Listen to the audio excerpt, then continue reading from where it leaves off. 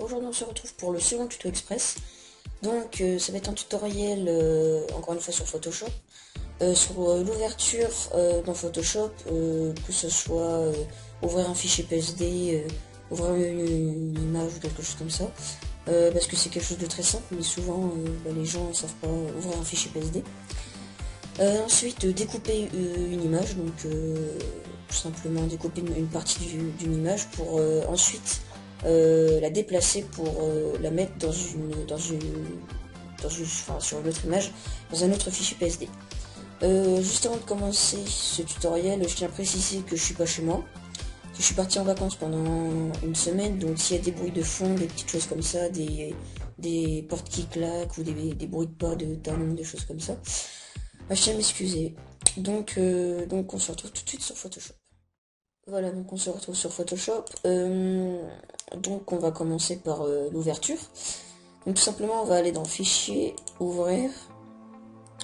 On va aller dans Bureau, ouvrir une image, en fait j'aurais dû rester là.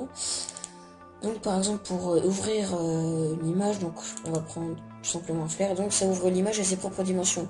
Si vous ouvrez par exemple un logo, ça va être du 500 par 500, un wallpaper, tout ça. Ça va être à ses propres dimensions. Donc ensuite, pardon, la commande porte. Ensuite vous double-cliquez sur votre calque. Vous faites OK. Et après vous faites toutes les modifications que vous avez à faire sur l'image que vous avez importée. Donc pareil pour un fichier PSD. On fait fichier, ouvrir. Ouvrir la bannière. Si vous avez enregistré votre fichier, un fichier PSD, vous pouvez ouvrir ensuite ce que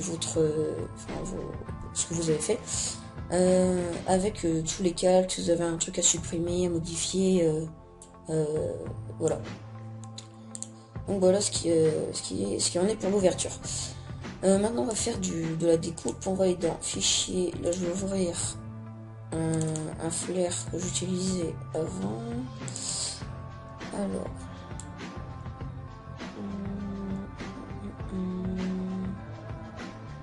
là.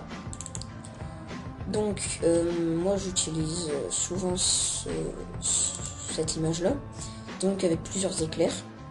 Donc, tout simplement, vous avez l'outil sélection ici. Donc, quand on reste appuyé, vous avez plusieurs formes.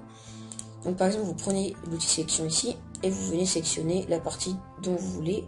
Par exemple celle-là, et si on fait Shift et comme ça, on peut en prendre plusieurs, donc Shift, voilà, ou même des parties, on peut faire des parties comme ça. On va désélectionner, OK. Donc ensuite vous avez celui d'en dessous, donc là c'est à des formes libres. Donc soit l'outil lasso, donc là c'est à main nue, comme ça. Hop.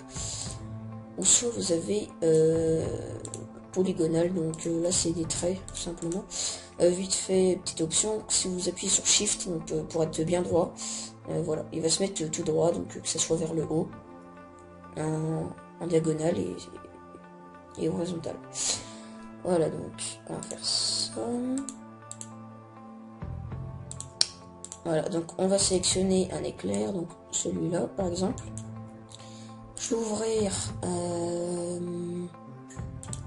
tiens, on va rouvrir par exemple le logo.